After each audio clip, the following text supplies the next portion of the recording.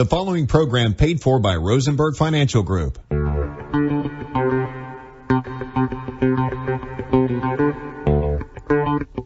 Providing live finance advice since 1993. It's time for Your Money with Steve Rosenberg, Sherri Goss, Randy Goss, and Becca Wilton. To participate in today's program, call 478-742-0940 with your financial questions and comments. And now, live from the Macon studios of News Talk 940 WMAC, it's Your Money. Good morning, Middle Georgia. Becca Wilton and Sherri Goss are here to take your phone calls, 478-742-0940. This past week, I got to do a couple of programs which were fun, and one was for the Republican women in Bibb County. We had a really good turnout, about 30 people. Oh, that's awesome. No masks. Everybody's there having a good time. And I talked for about 45 minutes on the economy and what we're seeing and what's going on in the markets, and people had a lot of questions. And so we're going to talk about that first. So in the last 30 years, September has been the worst month for the markets, and it's a cyclical thing. So Mad Money has a good article about all of this. So there's a number of factors that contribute to market volatility in September. So a number of companies, and this has nothing to do with cyclical stuff, but a number of industries that involve the housing market are having supply chain problems and material costs. I mean, this is so weird. It is so sporadic. And what I've read is we have like a shortage of about 100,000 truck drivers in this country. So you can't deliver stuff. So people are like, why do I go to the grocery store and the shelves empty? It's just random. And it's a supply chain problem. And it's going to take probably a year for us to fix this because you've got to find people that want to do these jobs. I mean, look at the fast food industry. There's nobody going to work.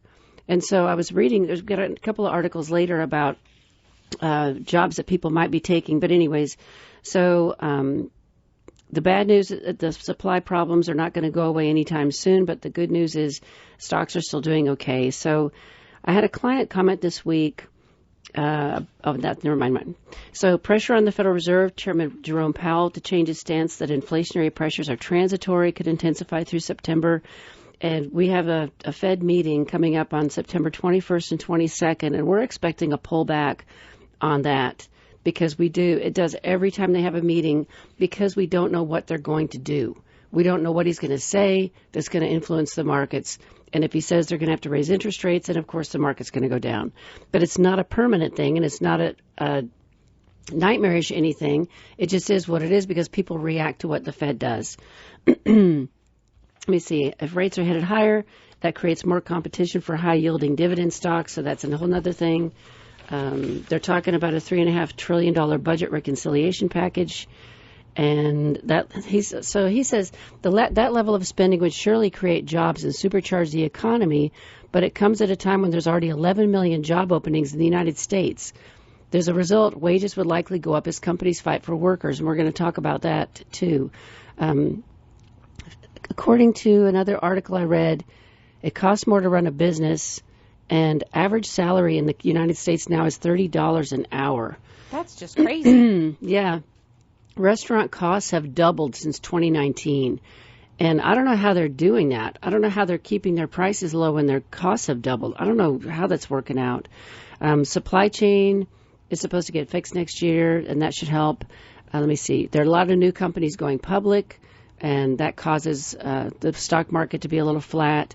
Concerns about China. I had this question Tuesday. Concerns about China and Xi Jinping and Taiwan and the whole semiconductor mess that we have going on because auto manufacturers a lot of them have just stopped manufacturing cars because they don't have enough chips.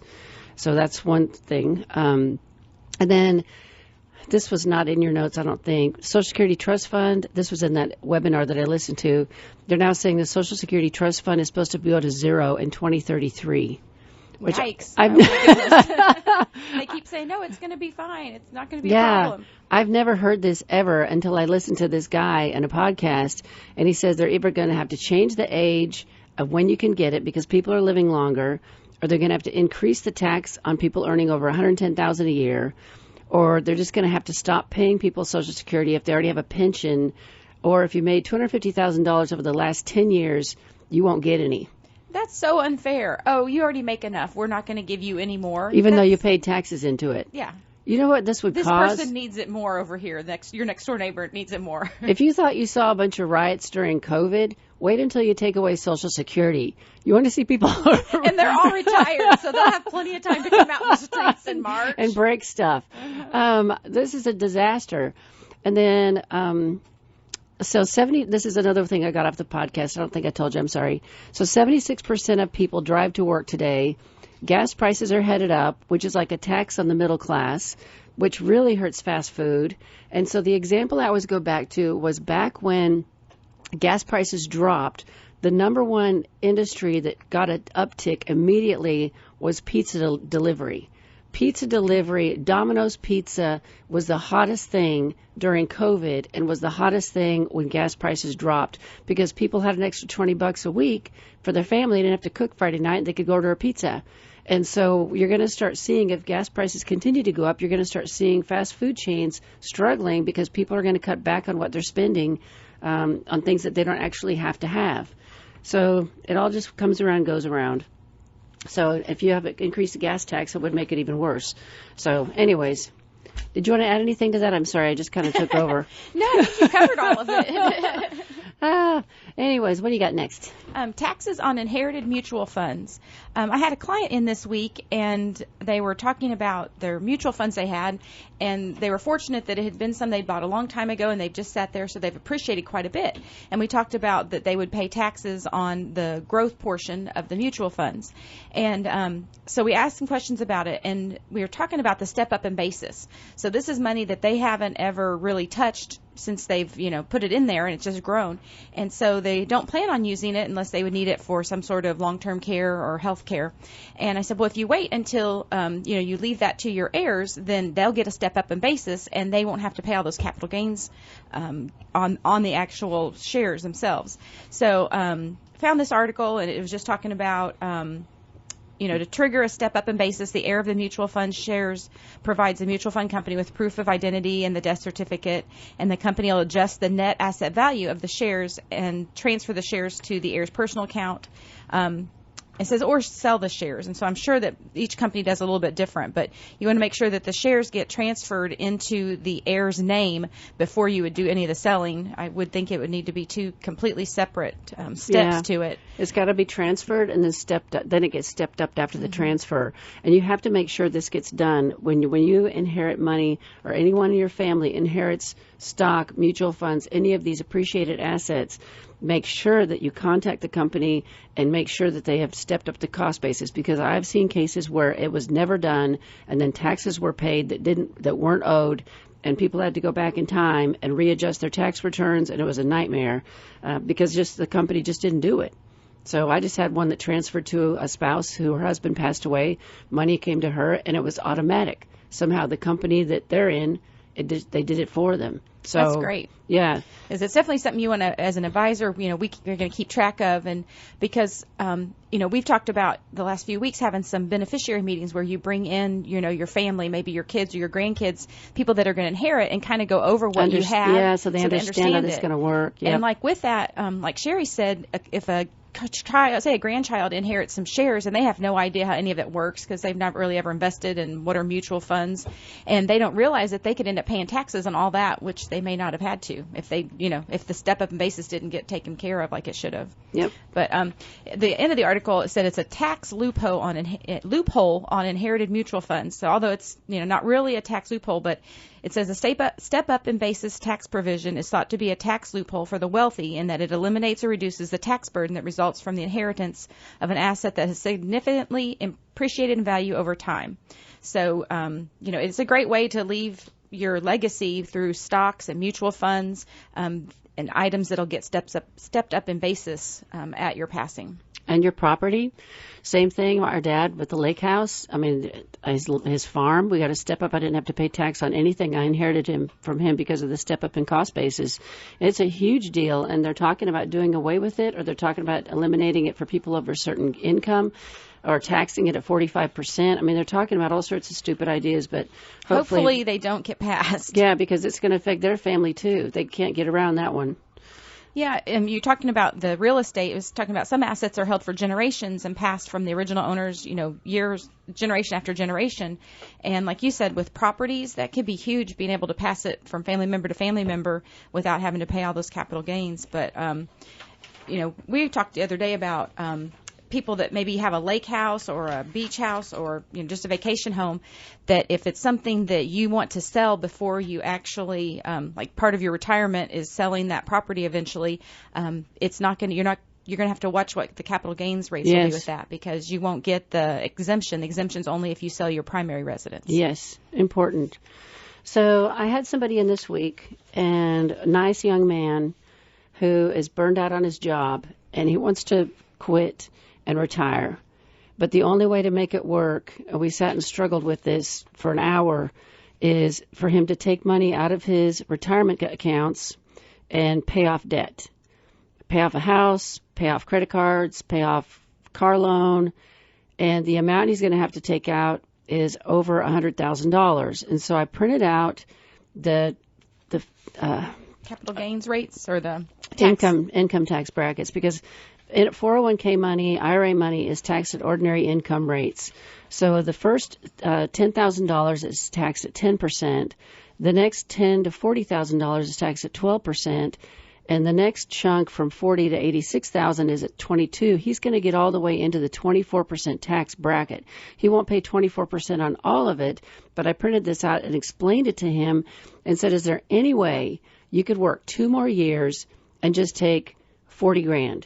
Take $40,000 a year, pay off your debt over these 3 years, then and stay in only the 12% tax bracket, because you get into 24%, a fourth of the money you're taking out is going to the government. And I wrestled with him for a long time, and he's not going to do it. He's going to check out by the end of the month. That's just crazy. And even when our clients come in, some clients just, are hard workers. They just do their thing, and they use TurboTax. And I explained the progressive tax method that we have in the United States to someone this week, and they didn't really realize. A lot of times people hear the tax bracket, that put me up in the 24% tax bracket, and they think all of their income is taxed at 24%. Yes, it's very confusing. Yes, I see that a lot. Like you were saying, the first almost 10,000 at 10%, and so you end up with an effective tax rate, which is an average of each. How much money is in each one of those brackets and dollar amounts. But like Sherri said, once you get to the 24%, everything from 86,000 to 164. So if that guy would already be over the 80,000 limit, and then everything that he would take out of the IRA would end up being in that 24% bracket. And so that means you have to take even more money out, because you have to withhold taxes. Otherwise, you're going to have a huge tax bill come tax season. Right. He's not going to have $25,000 to pay in taxes. Right. So that's more. The whole. It's a slippery slope. So if you want to come talk to us, if you're thinking about doing something like that, like you just feel like you have to quit your job and you have to make a change and you have to take this money out, maybe come in and see us and just let us brainstorm with you some other solutions, because even though he hates the job he's in, he's very qualified to do something similar that would be less stressful. And I won't tell you about the industry, but you could probably guess what industry he's in, where he's super stressed out all day long. Just take a look around on the highway. But come and see us. Like Sherri said, it's always good to get a second or third opinion, just to bounce some ideas off of somebody. We meet with a lot of people and see a lot of different situations. So, we always say every time we meet with somebody, we learn something new, and then we're able to share that with other clients. So, it's not going to cost you anything to come in, just maybe an hour or so of your time, and you trust me, you'll end up with more peace if we say, hey, this will work out great, and go forth and retire, or to help you come up with a different plan, maybe to help save you some money. Just getting an objective opinion is nice. People, and a lot of times I have people that come to me and they've got it all together. Everything is perfect, but they just want to bounce it off my head and say, am I missing something? Which is just great. So give us a call. 478-922-8100 is the office number, or go to retirerelax.com, and you can shoot us an email from the internet. If you want to give us a call this morning on the show, the number is 478-742-0940. Do you want me to give them my number if they want to text? Yeah. So if you are not wanting to be on the phone, you don't want to hear your voice, or you just want to ask a question that maybe we need to even research and get back to you, you can text me. My number is 478-955-8284, and this is Becca. And just text me, and we'll either cover it on the show, or I'll get back to you over next week. Perfect. Excellent. And it's Becca at rfmoney.com, too. You can email her with questions. So short-term, you have also capital gains taxes, of short-term and long-term. So if you are going to have to pay capital gains on something because you have some stock and you think you want to sell it, liquidate the account, you need to check out the cost basis and look at your capital gains, how long you've held it, and you should be able to, we can easily go in the system and look at it for our clients, but hopefully you can look at it too. But understand the taxes before you sell something, anything, property, whatever, because it matters, and you don't want to get hit with an unknown tax. That's the thing you don't want. So like long-term capital gains, you have a 0% rate if you're up to $40,000 if you're single and $80,000 if you're joint, and $15,000 or 15% if you're in like $80,000 to $501,000. But if you sold something really large on long term, that it could go up to 20% if you were like in the $400,000 to $500,000 range. But if it's short-term capital gains, it'll be charged as ordinary income, and so that could be in that 24 or 28% tax bracket. So if it is something that you've held less than a year, you could end up paying a lot more tax on it. Yep. Yeah, I don't like taxes, but they are necessary. Alrighty, so this is amazing to me. Amazon is offering to pay college tuition for more than 750,000 U.S. employees as the battle for hourly workers escalates beyond minimum wage. Other retailers, restaurant chains, garbage haulers, and meat processors dangling the prospect of a free college education as a way to lure and retain staff. I want to know if they're going to make you study a specific topic, or if you can study anything you want. As I read through the article, I think, each place is probably different. And one or two mentioned like a certain number of programs. And I think you said you'd heard Walmart did like logistics. Yeah, supply chain, but I don't know if they're doing that anymore. I need to look it up, because if they're just, I find it amazing if they would do this free thing without wanting people to stay on board. I would think they would want to promote them up within the company, like in the logistics or supply chain management. Yeah, this article is just amazing that, think back when we were looking for a job. Oh, my gosh. It was like, will you hire me? I can have a desk and I get, a bathroom to use. This is great. and a coffee pot. Yeah, nowadays I need these benefits. Later in the article it talks about even at $15 an hour, Amazon's base wage is no longer enough to attract many workers. As more employers and cities have raised minimum wages, large companies have aimed it to differentiate themselves through additional benefits such as greater time off, more reliable scheduling, access to emergency child care, and increasingly a path to broader education and new skills. And I've heard of companies now that don't even have, they have unlimited time off. So it's just up to you to figure out when you need time off. If you just need to relax and get away, if you're sick. But there's companies out there that trust their employees to figure that out. And so if you have places where they're going to pay for your school, they let you take off when you want. And like, you're saying that some of these companies don't even have any type of a contract or stipulation that you have to stay for so long. So at Amazon, hourly employees are eligible for the new perk after 90 days on the job. That's crazy. And it didn't identify the schools. The company has hired 400,000 employees during the pandemic, but it looked to reduce turnover and bring on tens of thousands of additional hourly staffers to work in its fulfillment centers and delivery network over the coming months. Employees working as little as 20 hours a week are eligible for the college benefit, though Amazon will only pay 50% of the cost if you're part-time. And I even know somebody that worked from home for Amazon. They took calls. Yes. And so could you work 20 hours from home as a part-time employee and get your school paid for? No, that'd be amazing. Yeah. I'll tell you, I had an order. When I put in the orders on Amazon, which I've cut back on quite a bit on that, but when I would put in an order, I would say in the order that we're not, because it comes to the office, I would say can't deliver on Saturday and Sunday. Well, I come in on a Monday and I look at my phone and there's a message saying we tried to deliver yesterday and you weren't there. And so it says, would you like help with this? And I said, yes. I clicked on the yes. And it says, we are calling you now. And my phone rang in 5 seconds. Oh, wow. And I answered the phone. Then it was a lady who working from her home doing customer service, and she already had my order pulled up because I had clicked on it. I was logged in, and she knew my number. It recognized me instantaneously. Wow. And I said, here's the deal. I said, I clicked on the thing that says don't deliver on the weekend, but they tried to anyways. And she said, oh, that only works for the Postal Service. FedEx can't see that message. Let me fix that for you. So she went in there and put it permanently for FedEx and UPS and the rest of them, where they would see that we're never there on the weekend, so don't try to deliver to us. And it literally took 1 minute. In 1 minute, she's fixed the problem, and we hung up. That's awesome. It kind of reminds me, like we talk about our phones that listen to us and Siri listening to us. It's like, Sherri needs help. Let's help her real quick. It's like instantly they're calling you. But because I was on the site and I tapped on it from the site. It was a phenomenal service. Let me see.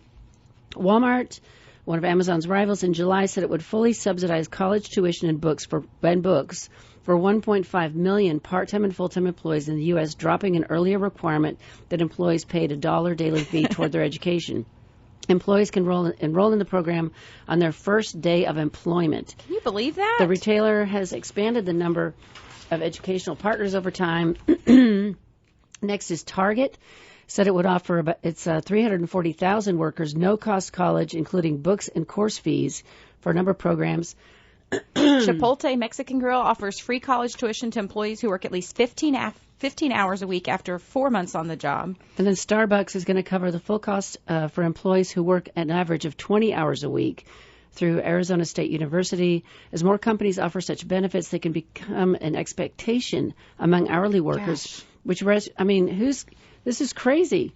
Let me see. Some elements of Amazon's 4-year degree benefit are still being ironed out. When the program launches in January, employees will likely be able to attend in-person or online classes. They're also going to cover the cost of an associate's degree, high school completion program, English as a second language, or other programs.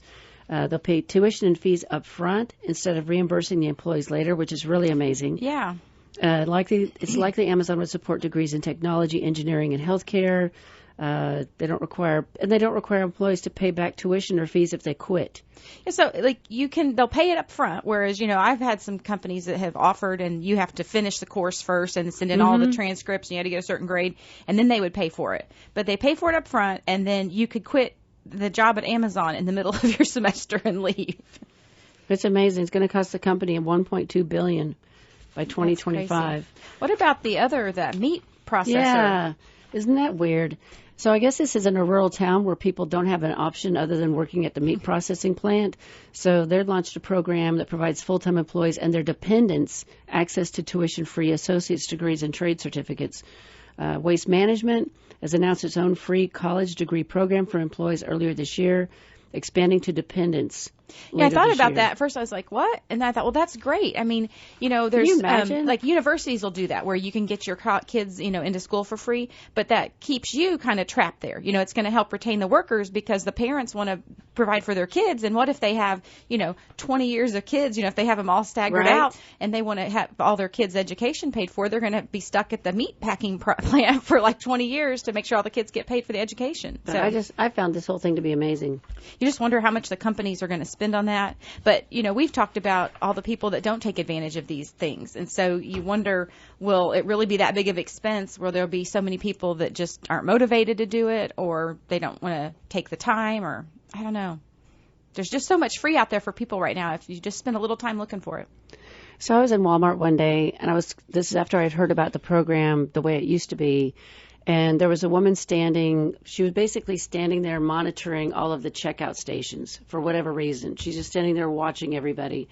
And I went up to her and I said, do you know anything about this free education thing? And she goes, yeah, I'm in it. I'm enrolled in it. I'm doing it. And so I don't know. I just, I hope people take advantage of it because it's a life-changing thing. And especially for people that are stuck in a situation where you don't have any skills, you can't afford to go to school. I mean, talk about life-changing. Amazing. Well, there's so many people out there that won't take all these jobs. I mean, you can go to any store in town and find, open interviews and now hiring. And so I know, some of the kids in my life that, don't want to work fast food or don't want to work this or that. But, if you don't have those life skills, you're not going to get the other jobs you're looking for. So why not take a job at Target or Walmart or Starbucks and take the time and get that education paid for and be making some money while you're doing it? I think it's huge. So I had a call from a client this week. And we've talked about this before. It's been a while, though. He said he saw a segment on TV about buying title protection insurance or whatever. Should I pay a company to lock down my house title, or is it a scam? So I went to Clark Howard's website, and he has a whole thing about this. And the bottom line is Clark went out and he called a bunch of realtors. Where I'm looking for my notes. Which one? Let me see here. Oh, yeah. He has 5 real estate lawyers, and they all said the same thing. Paying a company to put a lock on your home's title is a waste of money. It's not a scam. There is a rare event of somebody trying to steal the equity out of people's homes, but many counties have a system where you can register for notification or activity. So I called Bibb County tax assessor's office, and they had never even heard of this. And so they're not monitoring anything, and they're not doing anything about it because they don't even know that this is going on. That's how small of a thing it is. And so the other option, instead of spending money on a title lock, is just put it on your calendar to make sure you get a tax bill every year. Because if you don't get a tax bill, you got a problem. Yeah, I thought about that. I'm like, I get my little bill, and even though it's escrowed through my mortgage payment, it still is the bill showing me how much is due. And so as long as you're getting that bill and it has your name and address on it, you know that it's still in your name and no one's stolen it that year. Right. Or you could just put it on your calendar once a year to go to the tax assessor's website and make sure you just look up your house. It would take you about 15 seconds. Yeah, but don't pay for stuff you don't need. That's a waste of money. Even though it's small. It's the small stuff that gets you. It's the subscription you subscribe to that you don't read anymore. It's the home title lock you pay for every year and you don't ever cancel it. It's worthless. It's the gym membership that you pay for and you never go to the gym. It's all this crap that you sign up for that can really add up to be huge. Yep. And the other thing that's huge, I had a girl come see me years ago to see if she could retire, and she had a lot of health problems, and so that's what her reason was. And we looked at her list of drugs, and she was spending something like $700 a month on medications. And I'm like, where are you going? And she said, I go to Rexall or whatever. Does that still exist? Does Rexall? I haven't seen them around here. Yeah, I don't even know if they're around anymore, but back then they still were. And she says, that's where I go. And I said, have you ever looked at goodrx.com or downloaded the app on your phone? She goes, no. And I said, oh, my gosh. I said, write down the list of your drugs and let's check this out. And so I went on my phone app because I keep it on my phone because the only thing I ever have to look at is if the cat needs a medication. And so I always run it through goodrx.com. And so all you do is you type in the drug, you put in your zip code, you type in the drug, and it gives you the list of all the places you can buy that drug and what the prices are. She was paying like 300% more because of what the drugstore she was going to. Wow. We saved her like $400 in 15 minutes a month because she assumed everybody charged the same amount, and Walmart and Kroger are typically the ones that show up cheapest on my app. And so if you're not paying attention to the cost and you're having to pay out of pocket for drugs, there's another thing that it's free. The app is free. GoodRx.com, or you can go to the website and just type your drugs in there and just do a comparison and see where you should be going. And sometimes there are even coupons that it offers so that you can go to Kroger or Walmart or Target or wherever. And sometimes the pharmacist will help you with that. Sometimes I've had a couple drugs that, were kind of wonky, and I asked about them, and they could use your insurance and that card, or it was cheaper to do the prescription card over your actual insurance that you had. So yeah, sometimes they'll help you too. Because I see people they have lists of drugs they're on. I mean, it's crazy. It can really get out of control and cost you a lot of money. Well, let's give them a brief intro about what we do. Sherri and I both are certified financial planners, and we meet with clients. We can give you financial advice, investment advice. We do investing. We have several different programs depending on your risk tolerance, your age, the amount you have to invest. And we love to just meet with people and help you get on the right track. Like she said, you can give us a call, 478-922-8100. That's our office number. Give us a call and set up a complimentary consultation. Most people, find it somewhat helpful. Some people end up becoming clients and some don't. Some just come to visit us every couple of years and make sure they're on track with things. And go to retirerelax.com and check out all of our special reports, podcasts of this radio show. There's a lot of great information out there. The Life Book is free. So you can download that and fill out or do a fillable PDF, and it's lay out your estate plan and then print it out for your heirs so they understand what it is that you want done and what your preferences are. It's important to talk about all this kind of stuff, and it walks you through how to do that. And if you need help with budgeting, or maybe you have a kid or grandkid that needs some help, there's some, I have 3 videos segment on there for creating your own financial plan, just kind of a real high-level financial plan. And also there's videos about budgeting and cash flow and ways to save money. So check those out. Yay. We got a text message, and he said, last week you were talking about a law that would change a lot of money regulations. You might have been talking about the same law at the start of today's program. I was wondering what law that is. Do you remember? I didn't listen to your last week's. I was at the lake. A law that changed money regulations. Mm-hmm. I was talking about Biden's tax ideas. Maybe that was it, because he wants to bring back an estate tax, and he hasn't decided what threshold you have to make for that to affect you, but he wants to basically take 45% of whatever you're inheriting. That's horrible. It's really, really bad. So I'm relieved that my dad's farm is already sold and we're already through all of that. But then he talked about making it retroactive into this year, which I don't even think that's legal. But that's one of the worst things that I've seen. But the whole, and I don't even know if I have anything about that in this pile of my stuff. I don't think so. But it's this $3.5 billion thing that they're trying to pass right now. Is it trillion? $3.5 trillion. 3.5 trillion. So there's a bunch of junk that they're throwing into that. And I should have brought my notes from the Republican women meeting, because I talked about a lot of this stuff.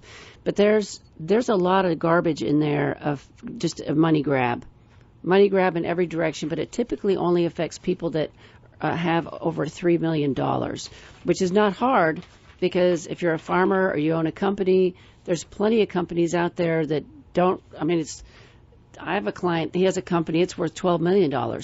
So the crosshairs are on his head. And there's no way to work around it, because if that's what you're worth, it's what you're worth. But a lot of the stuff they're talking about is really impossible for them to implement, because they would have to come in and start auditing everybody, and they would have to make financial companies report what people own. And I think there's a privacy law problem there. So I think that they say a lot of stuff that they want to do, and I don't think a lot of it's going to work out. Fortunately. Let's hope not. Yes, let's hope Fortunately. not. The person also asked, said they got confused when I was talking about the progressive tax. So I'll go over that. I have been told I talk fast. Me too. What's that about? Just listen faster, right? So just to use married filing jointly as the example. So income that you have between $0 and $19,900 is taxed at 10%. So say you make $100,000 as a couple, that first almost $20,000 or $19,900 is only taxed at 10%. Then the next portion, the $19,900 to $81,000, is taxed at 12%. And then from $81,000 to $172,000, it's taxed at 22%. So if you have $100,000, you've paid 10% on the first almost $20,000, and then 12% on that next chunk between like $20,000 and $80,000, and then 22% on anything over the $81,000. So you're not paying 22% on all of the income that you've made, just that last portion over $80,000. So it ends up having an effective rate, which is an average of what you've paid in each one of those tax brackets. So I hope that explains a little better. But if not, text me again, and I'll send you a better explanation or an article next week. There you go. So you wanted to talk about 401ks next, I think, being good for businesses. Yes. Found this article, and it said that there's more than 3 million small businesses nationwide. They make up 99.9% of all U.S. businesses. 30 million. Oh, what did I say? 300. Oh, 3. So 99.9% of all U.S. businesses. Isn't that just crazy to wrap your mind around? Right. That all these small businesses. But it said fewer than half of them offer their employees a 401k plan. And so it lists the top 3 benefits that this article is talking about, that for the benefits for the company offering the 401k. So it said benefit number 1, a 401k plan can help keep their business running smoothly. Offering a 401k plan is an investment in the overall health of a business. Helping employees save for the future can make them feel supported and financially healthy. This can lead to higher engagement, lower turnover, and greater productivity, all attributes that are good for a business's bottom line. So I think, there's a lot of times when you're looking for a new job, that's something that you might consider, is if they're going to help add to a 401k for you, or if you're going to have to save on your own. Benefit number 2, a 401k plan can help employers save for retirement too. Business owners get busy and often neglect their own retirement savings. A 401k that amazes me. Keeps this important matter on the front burner for them as well as our employees. Yeah, but I work with some small business people, and they're so focused on their business, and they're so sometimes they're always pouring all the money back into the business that they just haven't saved like they should have. And we're talking a minute about Simples and SEPs and other options. I think people just are like, it's the unknown. They don't know about it. They think it may be too much for them, or they just don't understand how to get it started. The third benefit is that they can offer tax incentives, especially since the 2020 Secure Act was passed. There's new tax credits that you can take as a small employer when you're contributing to a 401k for your employees. And this is huge because back when I was doing 403Bs for nonprofits, I was doing it just as a favor for companies in Warner Robins. And the problem was the plan document that you have to generate through a CPA or the company back then was $1,000 a year. And so I had companies that were pushing back and didn't want to do it because they didn't want to pay the $1,000 every year for a plan document that is simply some pieces of paper that you fill out with how the plan's going to work. It really made no logical sense to me. So I don't know if those plan document costs have come down. I would imagine they are with everything being electronic. But the other thing was the hassle of having a person who was going to be over the plan, managing it, making sure everybody got notified, following all the regulations, getting people signed up for it, making sure that all their money goes into their accounts on a regular basis and all this stuff. Well, because I'm taking over Rosenberg, I just finished setting up our simple plan for our employees, and I was able to do it all from just simple pieces of paper that I just had to scan and send into the fund company, and then I filled out the employees, and then I talked to my payroll company, and they're going to be able to, and there's no plan document required, there's no upfront expense at all to me, and I talked to my payroll company, and they're going to be able to automatically make the contributions and the match every pay period for me. I'm not going to have to do anything.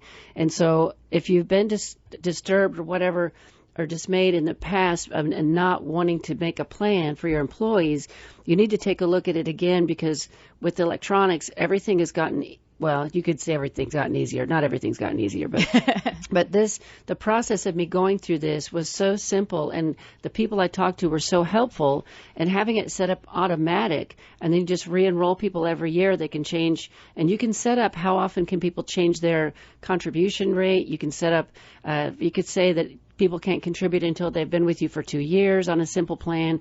You just fill out the forms and you set it up the way you want it to be, and then just can set it and forget it, basically. And the funds that we're using, instead of worrying about picking the right funds every year, they're just going to do a 20-30 fund, or a fund that is so many years from their retirement age. And so they do that automatically. And so the fund shifts a little bit every year as they get older, depending for risk tolerance. So I was shocked at how simple it was, stressing me out. When I got into it, I couldn't believe how easy it was. And then the other option, if you're self-employed, is a SEP IRA, which you can contribute up to 25% of your income directly into a SEP, and that is huge. Mm-hmm. And you can set it up anywhere. I have a lot of clients that have SEP IRAs that contribute to every year, and it's a huge tax benefit. Right, because you're donating to that SEP. It's your own, and then you get to count that as a tax write-off. So, and it's, I think, 25% up to like $58,000 or something that you can put in there a year. Yeah, it's so a huge compared thing. to trying to put money into an IRA or a Roth at like $6,000 or $7,000 a year, that's going to take forever. This is a great way to be saving for your future if you're self-employed.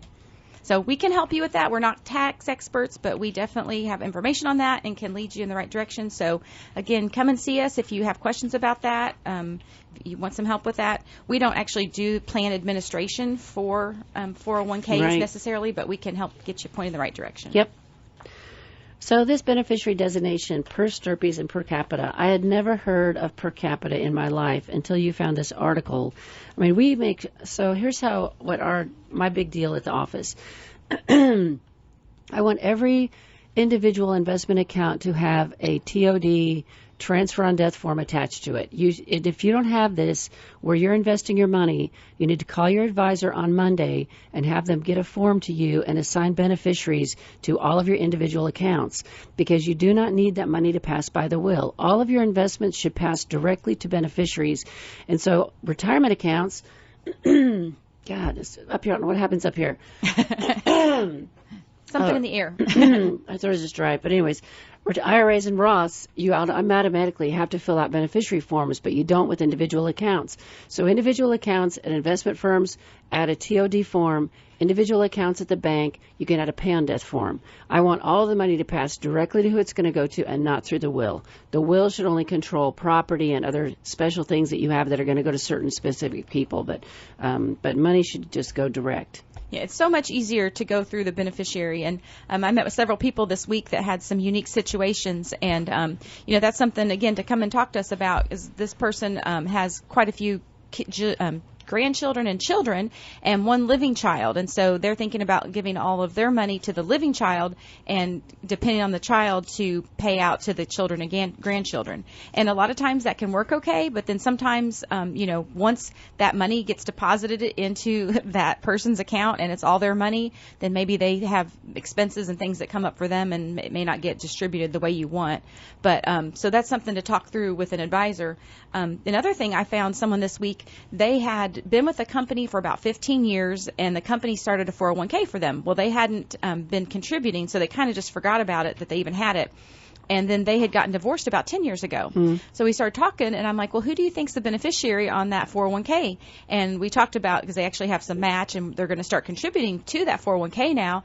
And I said, well, you need to check on that. And they're like, it's probably my ex-wife. And, there was somebody new now, and, they don't want the ex-wife to get the money. So, and if they have life insurance at the company, too, they need to check that, because nobody ever talks about it. But we talked about that, too. We're like, who's listed as your beneficiaries on the life insurance? Because when you get that, it just comes out of your paycheck every week or every other week, and you don't ever look at that policy. There's nobody at most companies, I know on base, there's nobody that's helping you with benefits like, hey, let's update these or anything like that.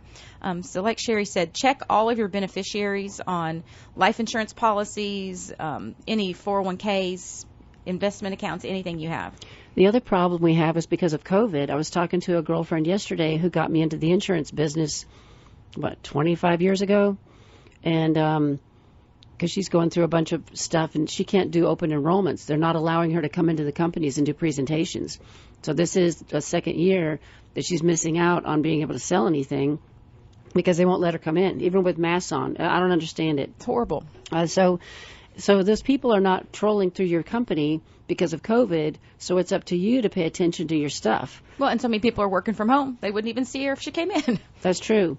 And so it's just a big problem. So please talk to your family.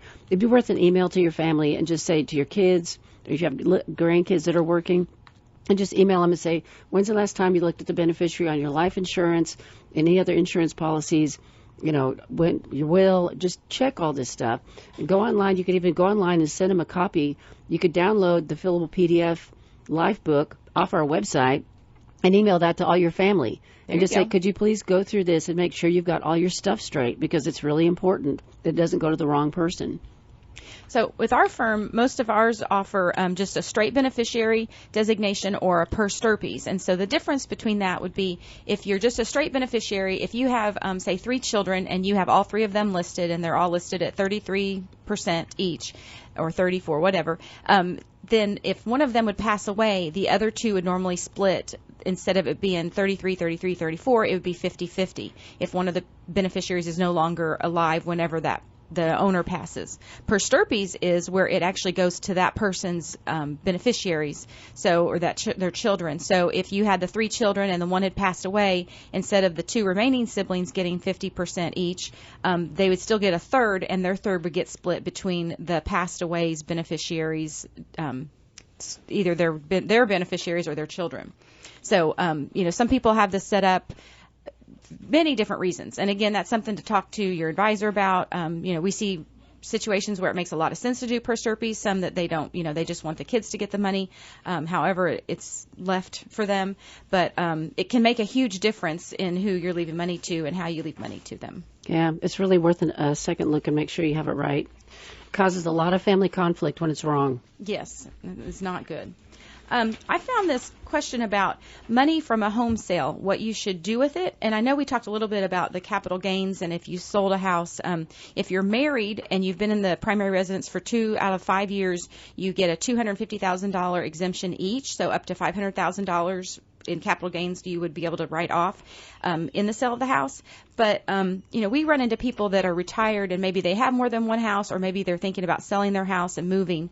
And I think you had somebody in this week that's probably going to sell their house and move.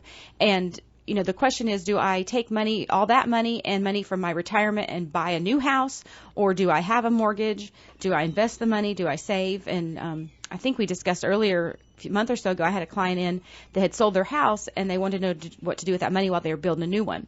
I'm like, should we invest this? And, everybody's different, every situation's different, so we wouldn't want to give any overall advice. But, a lot of people just put it in their savings account and leave it there. And if you're building a house and in 3 to 6 months you're going to need it, it's probably good to leave it just in the savings account where you can get to it. If it's going to be a couple years or you have more money, maybe you do want to invest it. But again, that depends on each person individually. But there's ways to put money back for kids' education, grandkids' education. Maybe you need to pay down debt. So again, if you're thinking about selling a house and you don't know what you're going to do with that money, or maybe you're going to go start renting, or maybe you do have 2 homes, come and talk to us. We can give you some ideas and what makes the most sense for you and your situation. Very excellent. So some charity donors may score a bigger write-off with retirement account funds. And so I'm going to give an example of this so that this makes sense, because the article's a little, I read through it again this morning, and it's a little weird. So we have retirees that have to take required minimum distributions, and they don't need the money, and they have charitable interests. And so instead of them taking the money themselves and paying taxes on it, they donate it directly to a charity or a church.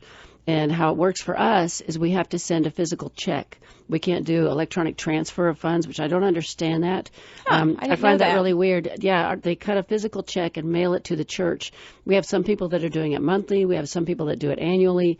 But they literally don't need the money. And so it allows them to take their required distribution but not pay tax on it. And then the charity gets that money, and they don't have to pay tax on it either, and they can cash it and use it for whatever they need. And you can set up, you can go to the foundation center, you can go to your church, you can go to wherever your charitable interests are and talk to them about this.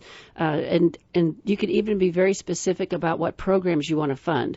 Like maybe you want to fund mission trips, or maybe you want to fund youth programs, or maybe you want to fund educational programs through some project that the foundation center has. Or you can go to the Community Foundation Center and just sit down and talk to them and have them pick your brain about what are your specific interests. What is it that you really want to provide money for? What funds? Like what kind of activities is what I'm trying to say. What kind of activities do you want to support? And then they can tell you all of the options of what companies or entities or nonprofits have accounts at the Foundation Center, and you can set it up to just automatically go there. My life book, when I give my life books away, I have a letter on the inside cover that instead of paying me $10 for the life book, I would like you to donate $10 to the Foundation Center for the Library Foundation. We set that up a few years ago, and I funded it to get it kicked off. And I've had some people contribute. I had a guy come pick up 10 books yesterday, and so they're going to donate to the Foundation Center toward the Library Foundation, because you assume that everybody has plenty of money to do what they want to do, but giving extra money to an entity like the library allows them to do bigger stuff and more stuff. Like they just purchased Chromebooks that they are now checking out. So wow, that's just unbelievable. Yeah, that's so awesome. you can go check out a Chromebook, and they say they have people taking the books and going to their cars in the parking lot and doing online telemedicine with their doctor or applying for jobs, and they don't want to be sitting in the library next to other people seeing what they're doing. And so it's a private way that they can go do what business they need to take care of through the internet off the Chromebook. And the internet, the Wi-Fi is free at the library. So, and then there are people that have funded all sorts of incredible things by donating to the Foundation Center for for the library and for lots of other places. And the Foundation Center that we have here in Macon, the people are just amazing. And you can sit down and talk to them, and they will help you figure out where do you want to give money. Because I have situations where clients have a lot of money.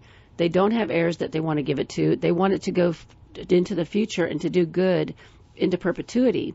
And so how you can set up a foundation account if you wanted to set one up yourself, or through an account that already exists and to control your donation, you can set it up so that only 4% of the money that you put into that account gets distributed to that entity annually.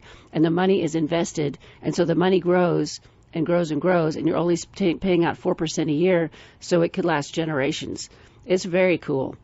I served on the United Methodist Foundation Board for 5 years, and it was just amazing the donations that would come in from that entity that would help fund the Methodist Home for Children and all of these incredible things.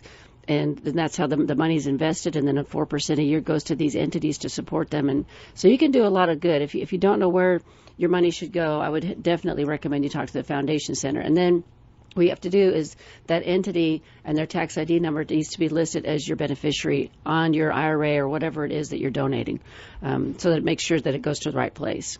Is that what they probably do with scholarship funds too, where someone donates a large chunk and they just pull a percentage off each year to be able to keep that fund going? Invested, It's incredible. It's awesome. So you were talking about the qualified charitable distribution.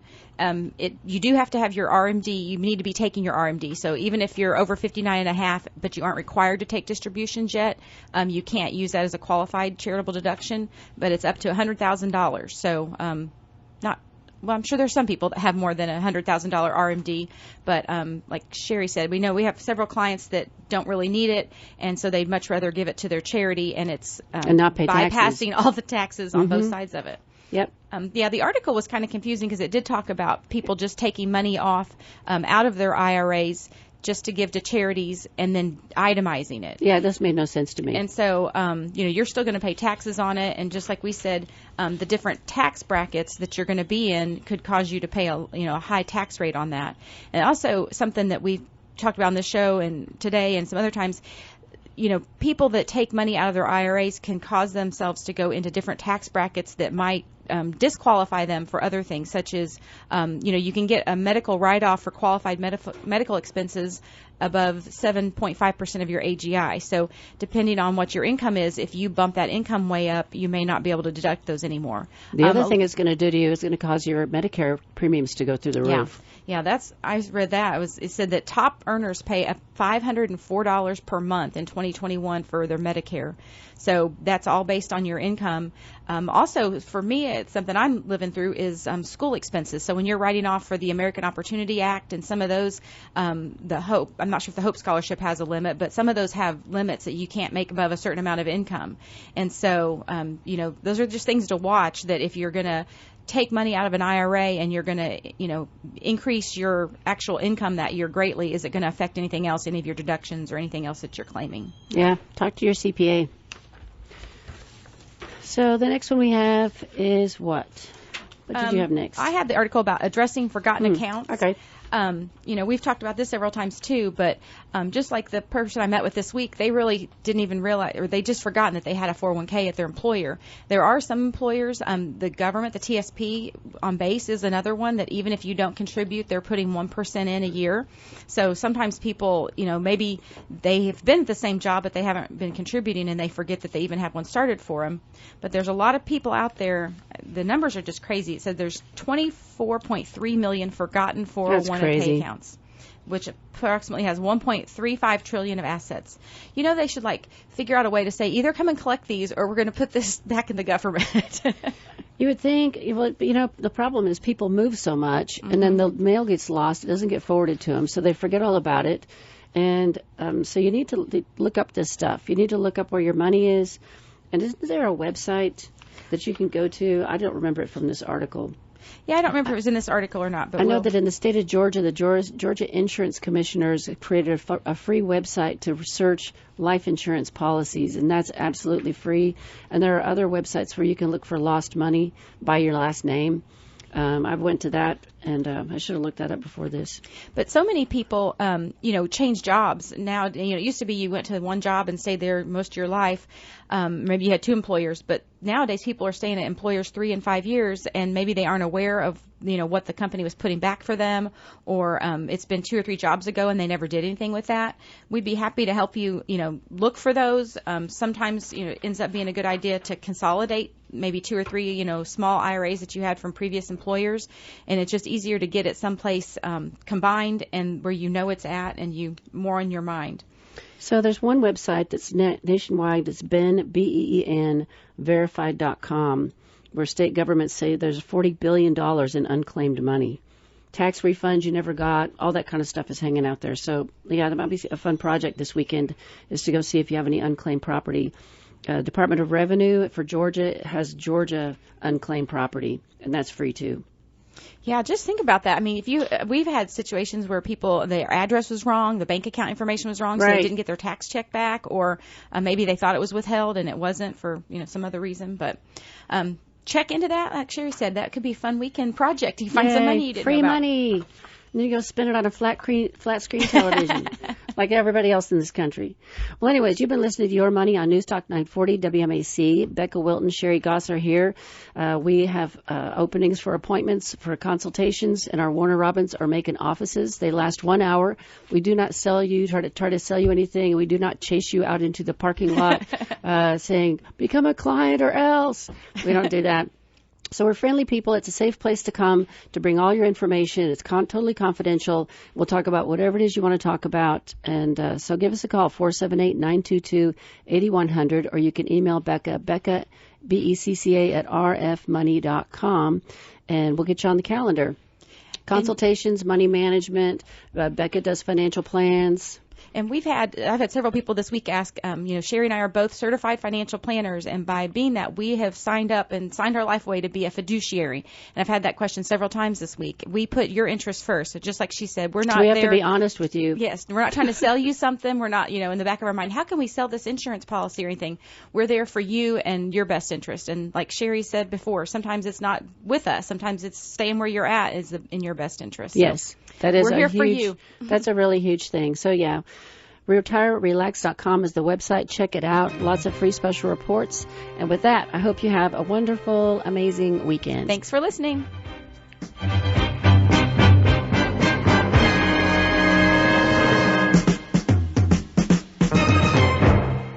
The views expressed on this show should not be construed directly or indirectly as an offer to buy or sell any securities or services mentioned herein. Investing is subject to risk, including loss of principal invested. Past performance is not a guarantee of future results. No strategy can assure a profit nor protect against loss. Please note that individual situations can vary. Therefore, the information should only be relied upon when coordinated with individual professional advice. Securities are offered through Royal Alliance Associates Incorporated, member FINRA and SIPC. Advisory services are offered through Rosenberg Financial Group, a registered investor advisor not affiliated with Royal Alliance Associates Incorporated. Offices are located at 2517 Moody Road, Warner Robins, and 4875 Riverside Drive, Suite 201 in Macon. Phone numbers are 922-8100 and 741-4457.